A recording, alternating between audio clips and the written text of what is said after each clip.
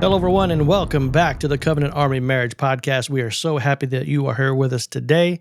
Want to give you a big high five. Thank you for checking in and spending time with us. You are here with Brent and Lucy. Let's see what the good Lord has for us today. Baby doll. Kicking off 2025 once again. I know we just started in our last podcast, very first one of 2025, but I think we need to talk some more about what 2025 is going to look like. Yeah, I think it'd be a good idea. I don't think it was a one and done type of deal. I mean, I definitely think there's more that we can discuss, especially as it pertains to marriage, because definitely one of the goals that is always for us here on the podcast is helping marriages get stronger and fall into alignment with God's design and plan for their marriage.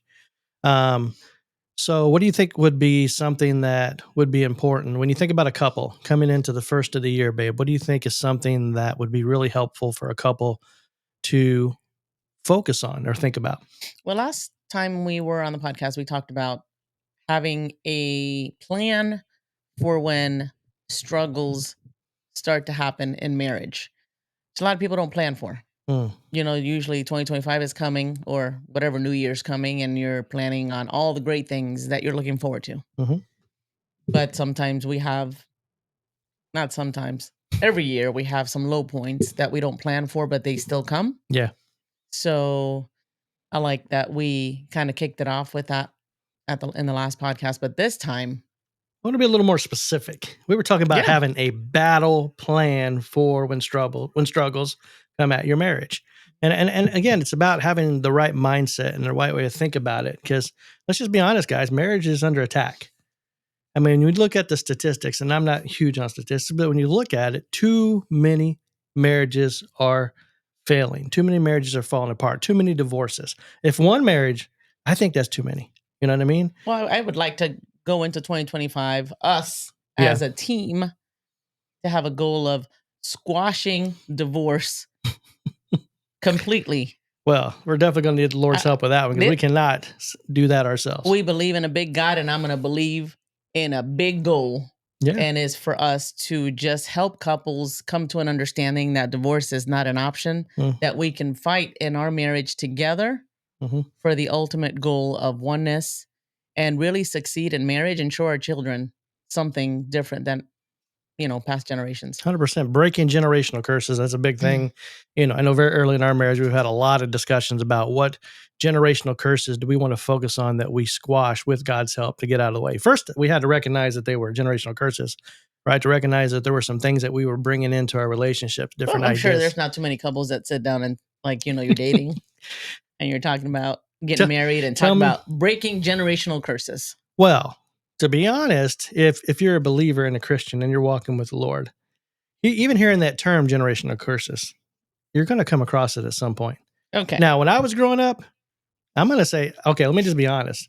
I was somewhere in my 40s before that term even came on my radar. I was going to say, I never heard about it growing up. Exactly.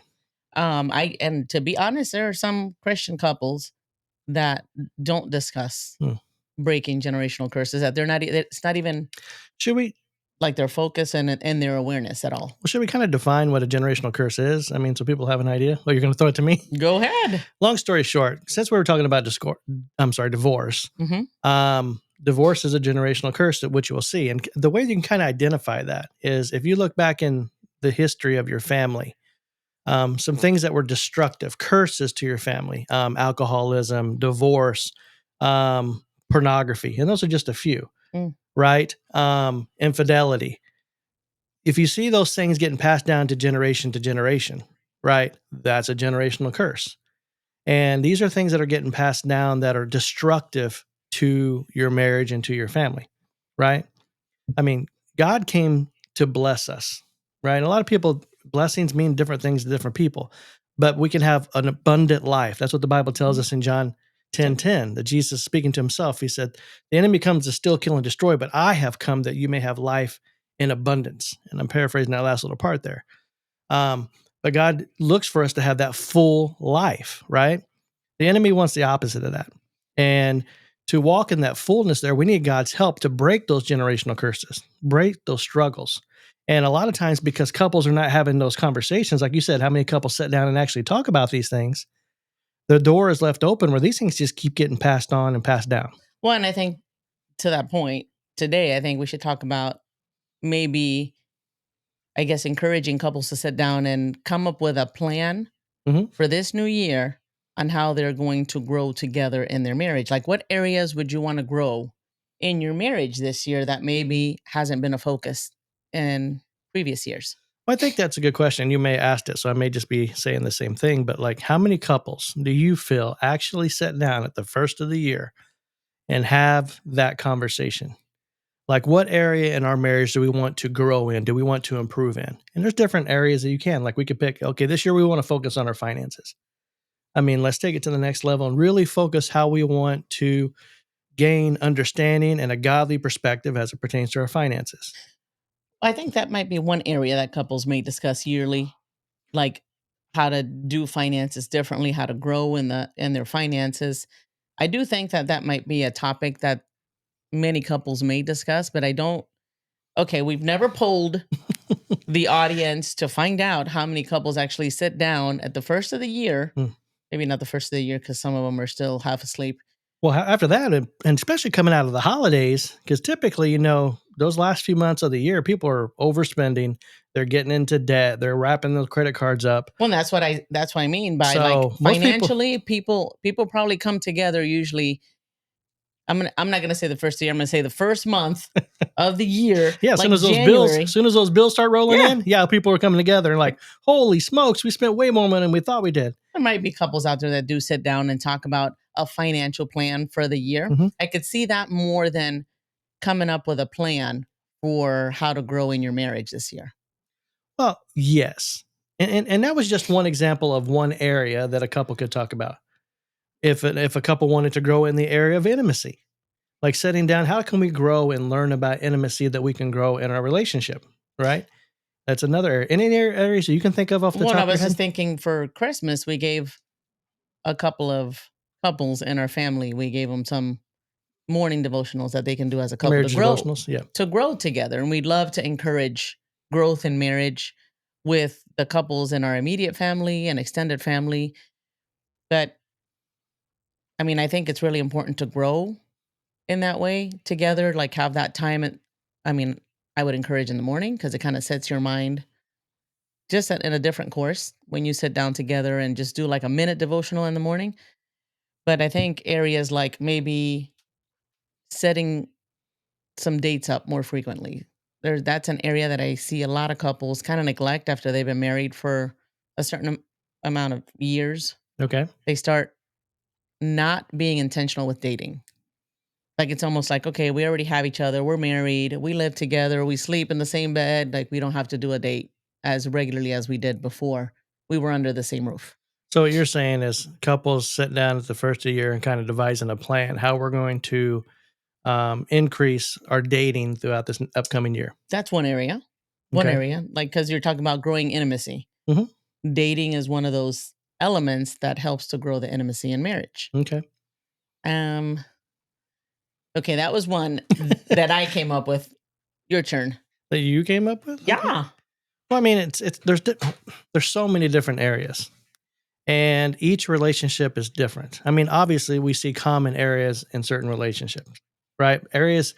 I mean, based on what we do with biblical marriage coaching, couples come and we see like there's certain veins that people seem to have issues in communication, right? A lot of couples that come in contact, they want to learn how to grow and get better with communication. Well, that's an area that couples could sit down and, okay, we want to grow in our communication. Well, how do we do that?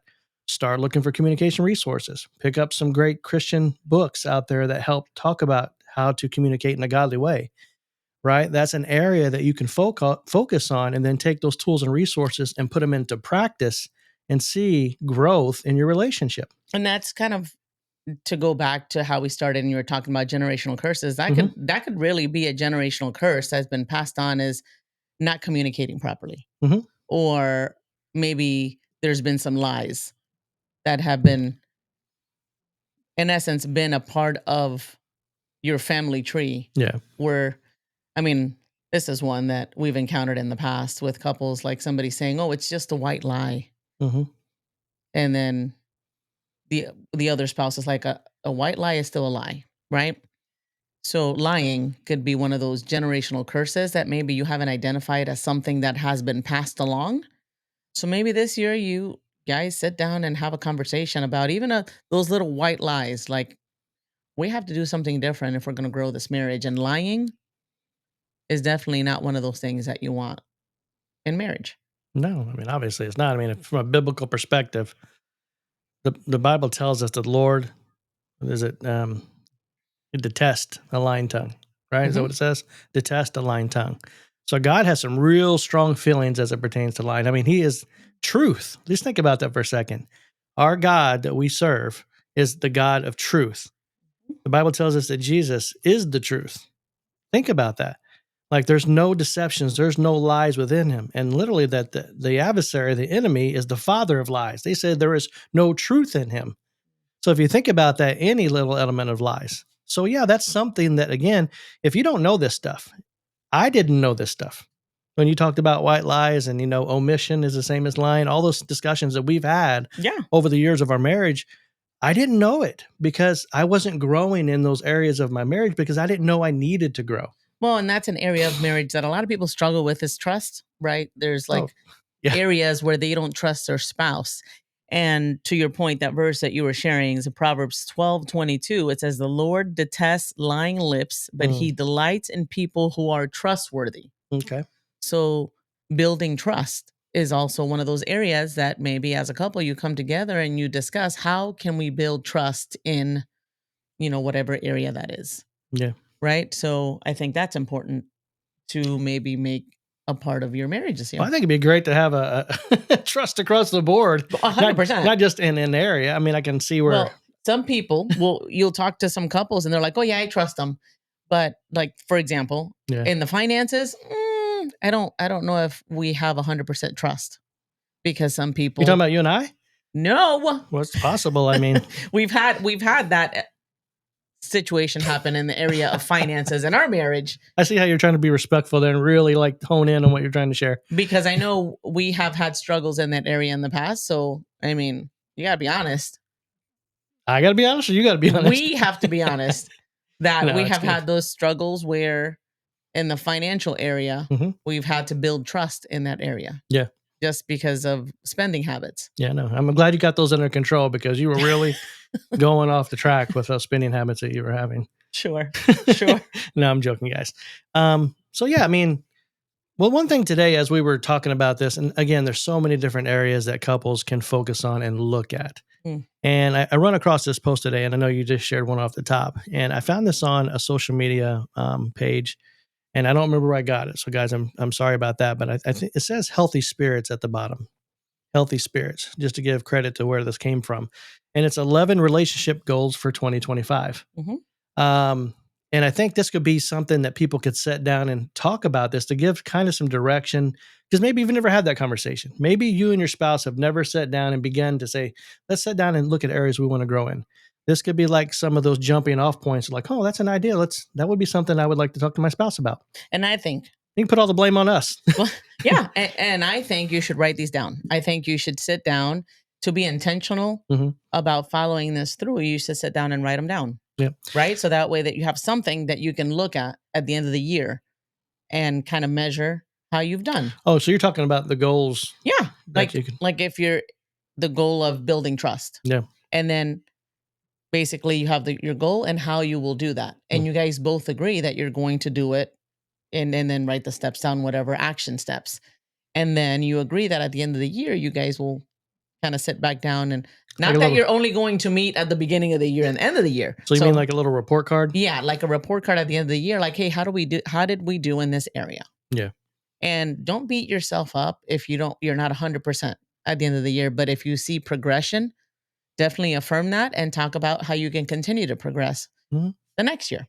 So I don't Sounds know, good. just an idea. You got a lot of ideas today, babe? I just think that writing stuff down helps people. It's proven it works. It's a good thing. Yes. It's a good thing. All right, guys. So we're going to share these 11 relationship goals for 2025. And again, we got this from Holy Spirits. We're sharing it with you guys now. Healthy spirits. Oh, see, did I say Holy Spirits a while ago? No, you said healthy spirits. Okay, Healthy Spirits. I apologize.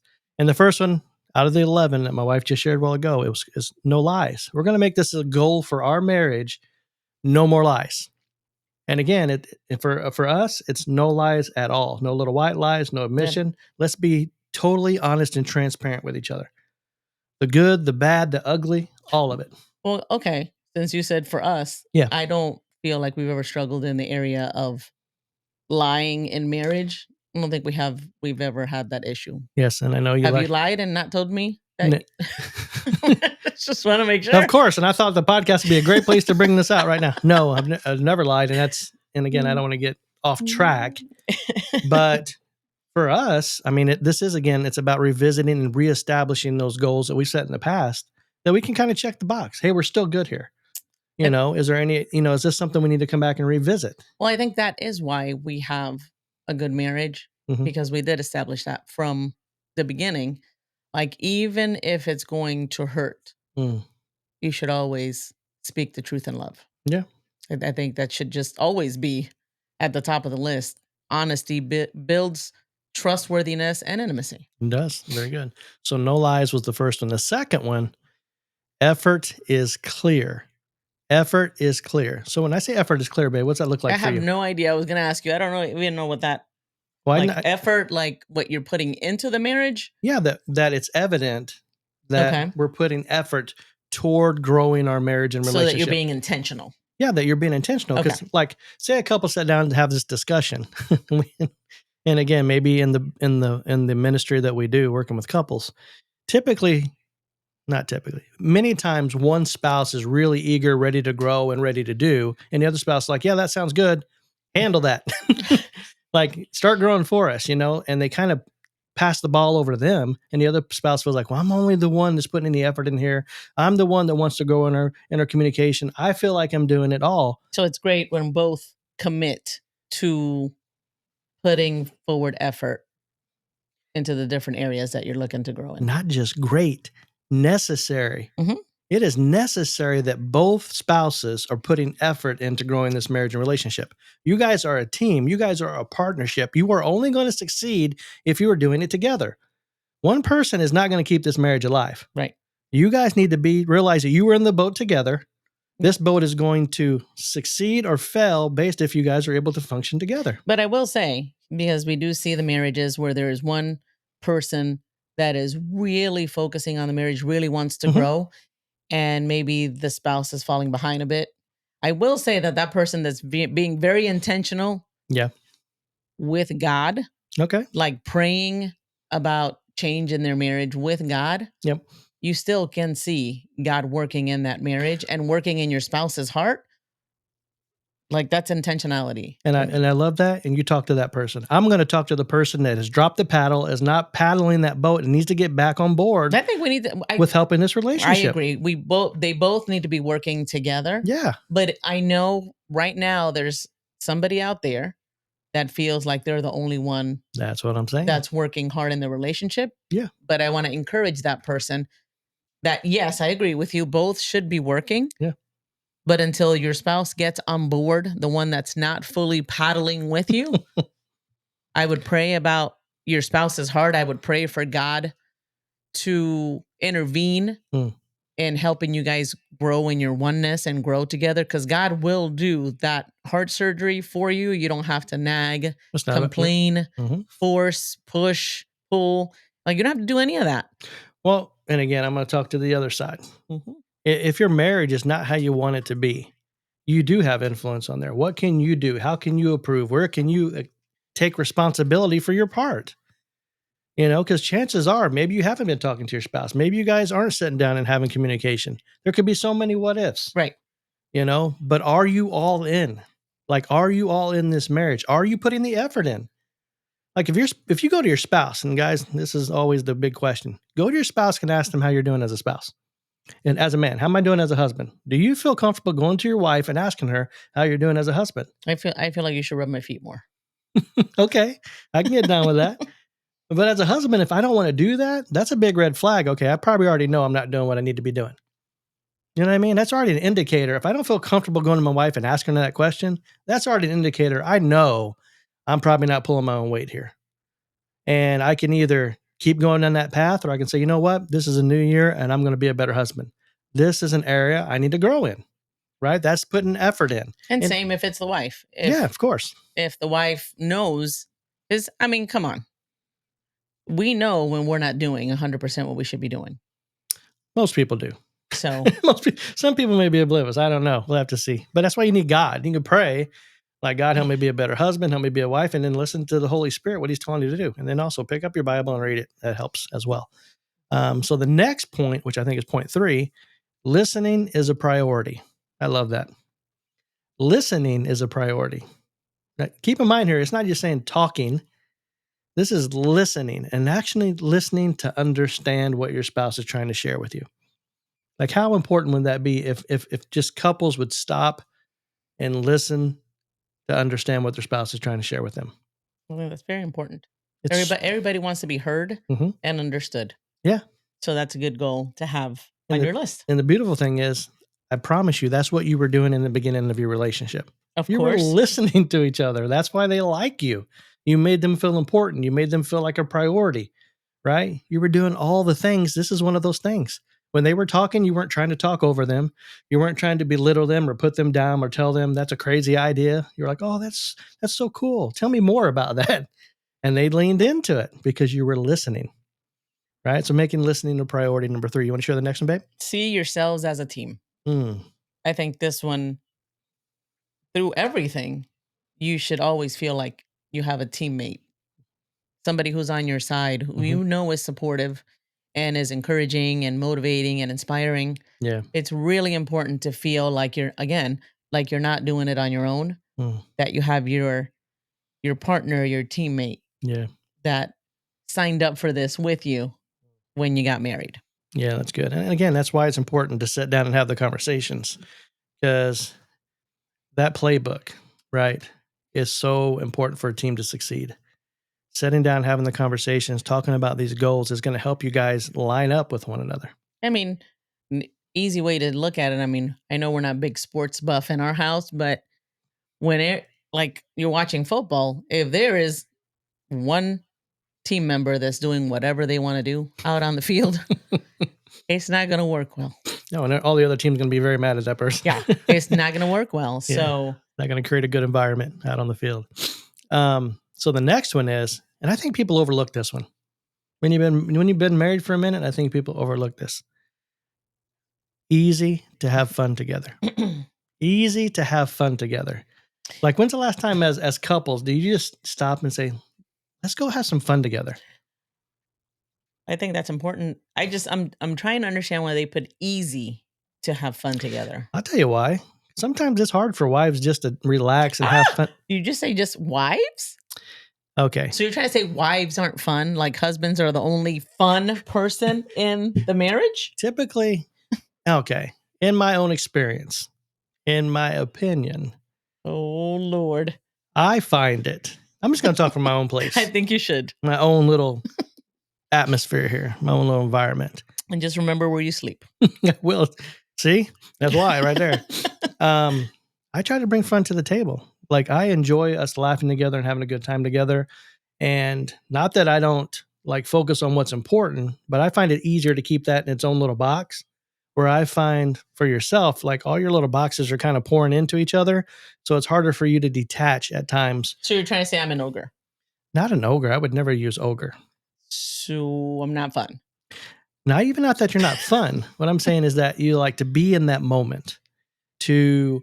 It's not about the kids. It's not about the bills. It's not about, the doctor's visits. It's just about us enjoying each other in the moment and just enjoying the time that we have together. I do think for the most part, like men, husbands in a relationship, they do bring the fun.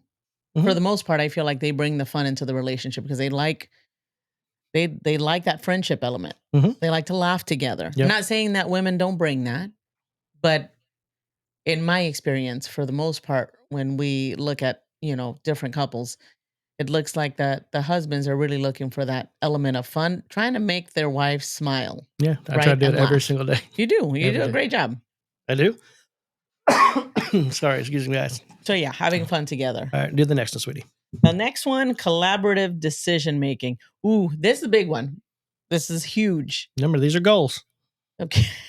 Yes, they are goals. And this is a huge goal because there are a lot of couples that feel a disconnect when decisions need to be made. Like Mhm. somebody always kind of takes over and the other person feels undermined, not heard, and maybe even like they didn't have a part in making a decision. Yeah. So I think this is huge to make decisions together. Like sit down and have conversations before any decision is made. Mm. And if you're in disagreement about a decision that needs to be made, y'all might need to pray about it before you make the decision because when you make the decision, both of you guys should be on board that you're moving forward in that direction. Yep, I agree. Um, this next one. What do you think about this one? Inside jokes for just the two of you. I mean, I know for us in our marriage, we have our own inside Yes. jokes, you know, Yeah. that we We'll be somewhere and you throw a word out there and I immediately know what you're talking about and nobody else knows and we're laughing and everybody's like, "What?" yeah, Yes. like, what's wrong with you guys? They might be thinking that, or they might be thinking, "Man, they have a fun marriage. Why can't we laugh like that?" Yeah, it's true. And again, it's like, yeah, having fun together, inside jokes. The next one is be open about your highs and your lows. Be open about your highs and your lows. Think about that as a goal for couples that we're actually doing life together, sharing with one another the good things and the bad things about our day, about our lives. Again, this is going to create intimacy in your relationship, you know, which is super helpful. I mean, the worst thing that happens in a relationship where you have a husband and wife living together and you're just roommates. You're literally just under the same roof and you guys aren't doing life together. I think this also attaches back to trust in marriage because if Mhm. you don't fully have that level of trust with your spouse where you can come and share anything, Mhm.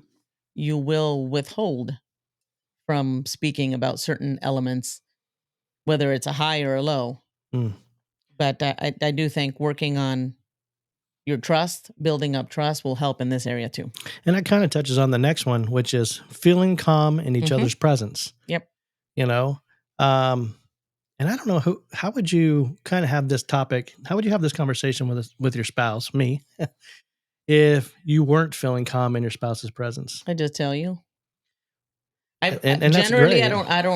I I know you don't beat personally around the bush. don't have an issue just telling you how something that you're doing is making me feel.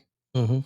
Now, for the wife that is not feeling that level of calm in their spouse's presence, you need to ask yourself why. Mm. Like be honest about why you don't feel calm. Maybe there's a like a safety that you're looking for to have in your relationship that's not there and you need to be honest with your spouse, with your husband and let them know again, this is you, how Mhm. you feel and what elements are causing the feelings to kind of spur up in you. I think it's Yeah. important to share. And the flip side of that is I think that you should try to create an environment of calmness for your spouse. A safe, Mhm. like you said, a safe place. Like I know for a man, the greatest thing in the world is to coming home to my castle where I feel accepted and I feel loved. I don't walk through the door and start to feel attacked, right? Well, no, speaking the truth in love is definitely a thing. Yeah. Like I share that a lot because I believe it and I try to live that out. Mm. And again, I mean, this is marriage. Where else in the world should be that safe place for us that, you know, after being out in the world and fighting the battle, we're able to come home together and just be a place of calm, a place of peace with God's help, right? So the next one is accept responsibility when mistakes happen. Key word, when they happen. Because, guys, nobody's perfect. There is no perfect husband. There is no perfect wife. There is no perfect marriage. The only perfect thing on this earth that has ever been was Jesus Christ himself, right? Recognize that mistakes are going to happen. Accept responsibility for your part, right? Accept responsibility for your part. When you make a mistake, be quick to say sorry. That I think that's a great goal for any spouse, any couple to kind of say, this is going to be a new thing for us. We're going to, Don't be quick to be offended. yeah, I think is part of this one. Don't be quick to be offended. I think you're speaking to me right now, baby. I mean, I could be because I know we have struggles with this in the past. Yeah. Like, What hurts at times, you know? okay, I mean, again, speak the truth in love. You're not Hmm. trying to hurt Right. your spouse, Hmm. but you need to be honest in speaking the truth in love Correct. and give your spouse permission to hold you accountable. Hmm. Well, I think that's important why, you know, creating that safe place, feeling calm in the presence, it's going to have that environment where it invites your spouse to come share those things with you. Because again, if a friend is coming to share something with you, hey, that's a friend. I don't have my guards up. I'm not ready for battle. Right. But if you feel like that person is coming to kind of Like attack every you, time your spouse comes to you, you know they're coming with some kind of ulterior motive, the attack is going to like be there's a on. big roar and You're claws are coming out and you're all already that. going to be on defensive. I That's understand why that. creating that environment is so important, right? Which again is going to block intimacy, which is going to start eroding the relationship. So, but that's another thing with saying I'm sorry and accepting responsibility. That shows that number one, I love you and I care about you, and that we're teammates, we're friends, and we're partners. Well, I think if you come and you share the truth and love to help that element of not being quick to get offended, you have to know your spouse's heart and where they're coming from, that they're not coming from a place of, I want to hurt you, I want to break you down. Like that's not the intention. And hopefully that's not the intention. Yeah, hopefully it's not the intention. It's Right. not going to go well. And now this last one, babe, number 11 on this list. I know this is probably something close to your heart because it's something that you look for, and this involves quality time. Long walks together for rejuvenation and health. I think every couple should do that. Why? You get away for a time and just have, it's almost like a time to decompress and de-stress. Mm-hmm. And this might be that time that you share some of the highs and lows with your spouse. Oh, that's good. Right? You're Good. going out on walks and just you're not focused on anything else but each other. Mm, Obviously, this would be harder to do if you have babies at home. yeah, So you might have to put the baby in a stroller and then go for a walk. But we could do it. I think this is something that's super doable for every couple. You just Yeah. have to be intentional about fitting it in. Mm. Because, Okay.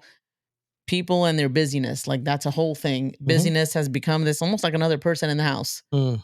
Oh, because we're busy. We didn't get to that. No, we're busy. Oh, stop it. The mistress. Like super annoyed Yeah. with busyness. Yeah, it's a mistress. You need to push busyness aside and you need to do this 2025. This should be a goal for you guys to connect in this way. So, guys, we just share with you guys 11 relationship goals for 2025. Pick a few out of here, share them with your spouse, have the conversations, and figure Pick a out. few. I think all 11 of these are doable. That might be a big meal for someone to take down if they've never done this. And so maybe they could pick. That's why they're goals. You write these down as goals. You think we can do every one of these? 100%. We do all of these even like without trying. Except the long walks. I think we need to do more walks together. How about short walks together? See? You're trying to shortchange me.